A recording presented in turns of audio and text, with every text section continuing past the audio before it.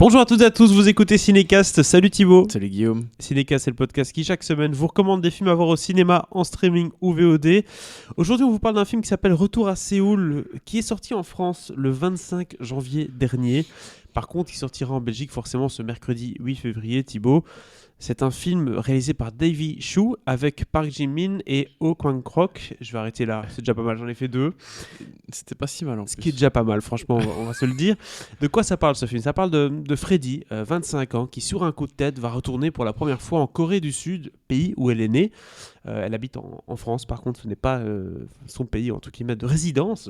Et donc la jeune femme va se lancer avec un peu de fougue, forcément elle est jeune, elle vit la vie, elle croque la vie comme on dit, à la recherche de ses origines dans ce pays qui lui est forcément étranger, même si c'est son pays d'origine. Et donc ça va faire basculer son existence dans une direction un peu nouvelle, inattendue. Je propose qu'on regarde tout de suite un extrait de la bande-annonce.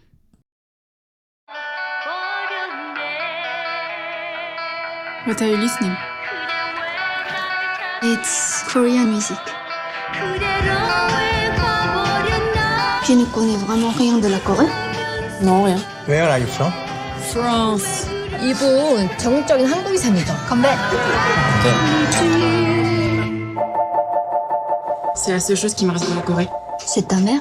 Biologique, je pense, oui. Tu vas essayer de retrouver tes parents? Non. Pourquoi non?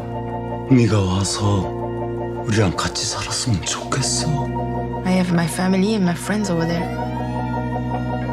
He has to understand that I'm French now. T'es aussi un peu coréenne. 왜 이렇게 전화가 안 되냐?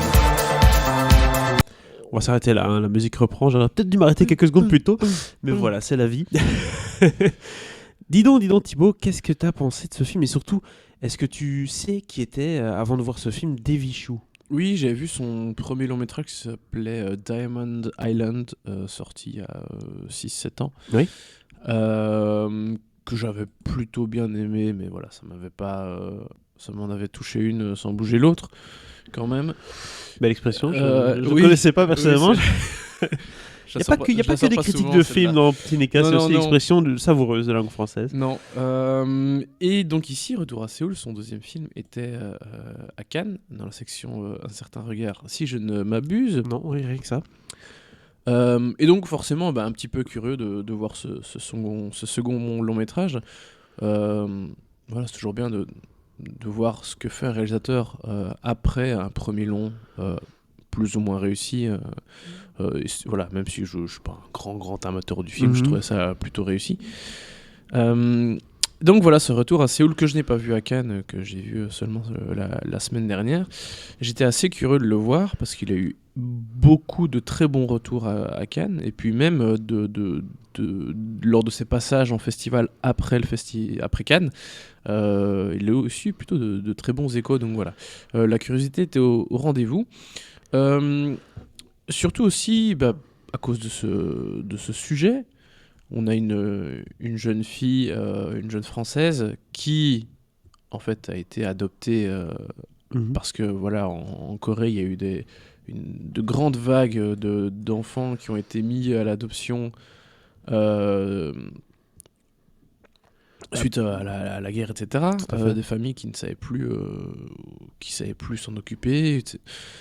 Et donc, ce qui fait que cette jeune Freddy, elle devait pas aller en Corée, mais finalement, il se fait qu'elle s'y retrouve et qu'elle va découvrir son pays d'origine, même si, au final, à part un peu de sang avec des gens sur place, et forcément une ressemblance physique avec les gens qui habitent dans le pays, exactement. Elle n'a pas grand-chose en commun.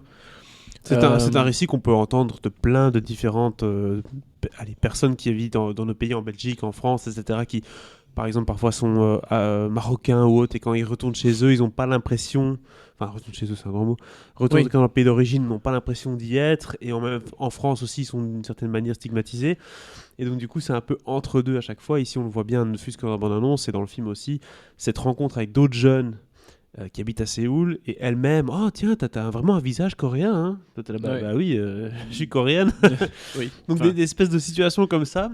Moi, ce que j'ai bien aimé, c'était justement que ce sujet, d'habitude, dans les films, est traité avec beaucoup de de drame, de gravité. Tu vois, l'adoption et tout, le retourner sur ses pas, c'est souvent un truc un peu fanfareux.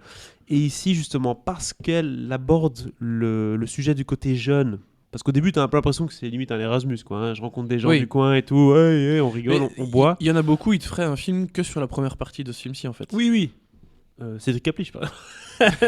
mais voilà, donc ici, il y a ce côté-là un peu, je rencontre des jeunes du coin, et donc du coup, ça allège le sujet. Forcément, quand elle commence vraiment à être en recherche de son identité, si je puis dire, là, on tombe dans un truc un peu plus classique, dramatique.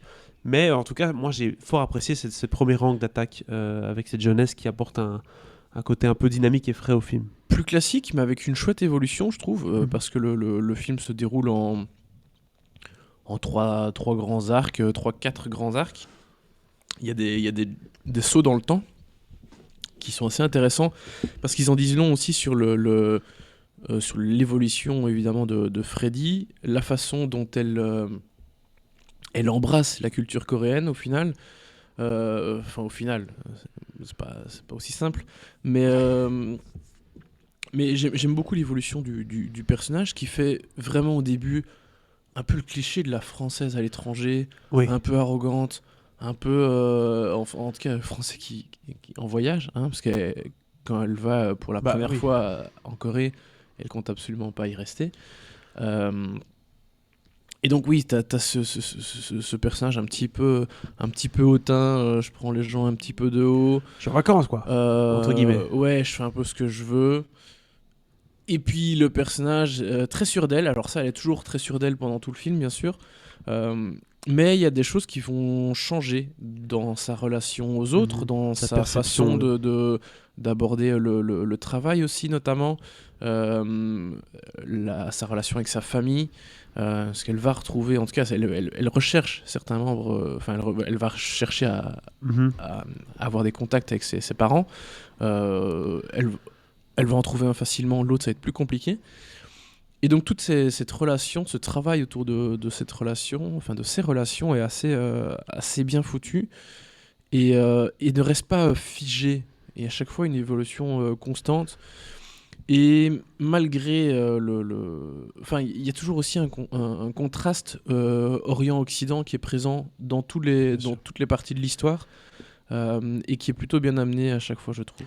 Oui, et puis bon, forcément le titre le dit, Retour à Séoul, on y retourne physiquement, mais il y a aussi forcément tout l'aspect, comme tu disais, culturel, d'embrasser cette culture, d'un peu au début ne pas la comprendre, et au fur et à mesure, de faire qu'un, entre guillemets, entre les deux cultures. Voilà, ça c'est un peu pour le côté cliché, mais en tout cas bien accompli du film.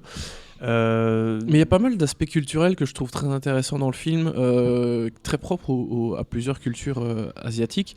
Au tout début, il y a une scène où elle va dans un bar avec deux personnes, et puis petit à petit, elle va amener les gens des autres tables autour de la table. Ça, c'est un truc que je sais que ça se fait au Japon, c'est comme ça. Visiblement, en Corée, c'est comme ça aussi. Ouais. Quand tu vas tu décides de sortir avec des amis dans un bar, tu vas rester avec les 3 mêmes personnes avec qui tu as décidé de sortir.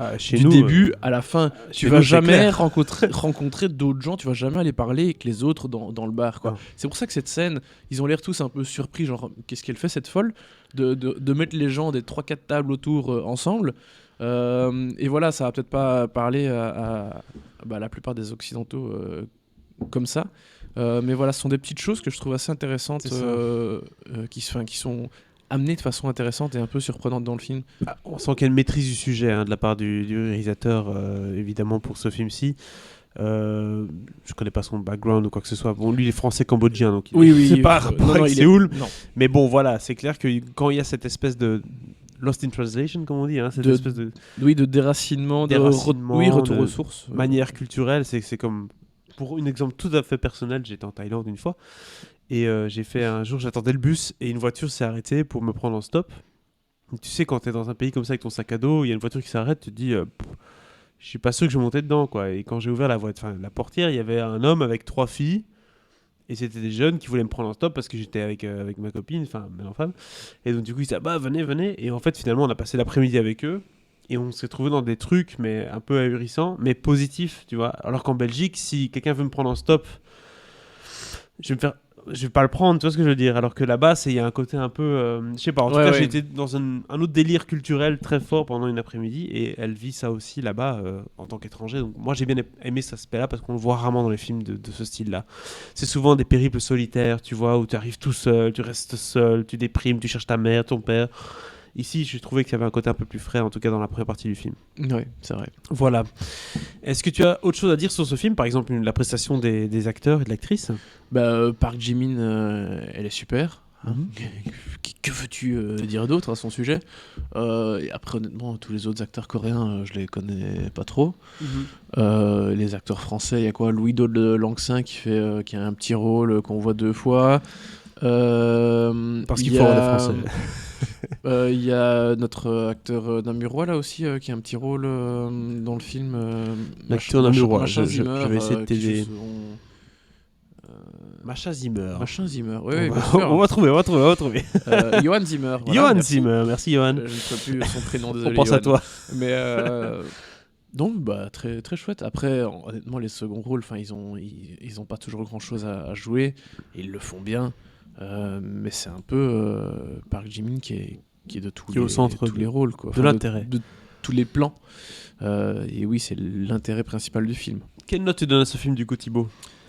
Un très bon 3,5, voire peut-être 4. Ah oui, carrément. Ouais. Ah, j'ai pensé à 3, là on avait passé sur du 4 pratiquement pour ce film, vous avez compris. Et j'en étais plutôt le premier surpris, je m'attendais pas à autant aimer le film. Mais moi non plus, alors vraiment, certainement moi, ça c'est sûr que non, mais j'ai trouvé ça sympathique franchement. Donc entre 3 et 4 étoiles, vous aurez compris, on va prendre 3,5. Une très bonne surprise qui s'est concrétisée. Voilà. Tout à fait, très très bonne surprise. Belle découverte au cinéma pour un peu contrebalancer les sorties de ces derniers temps. N'est-ce pas? Oui, l'autre cinéma français. L'autre cinéma français avec un gros budget. Retour à Séoul du coup, je l'ai dit, 25 janvier en France et le mercredi 8 février en Belgique. N'hésitez pas un peu à nous dire dans les commentaires ce que vous avez pensé du film, si vous avez été le voir en France notamment. Et abonnez-vous au podcast pour ne pas manquer nos prochaines recommandations.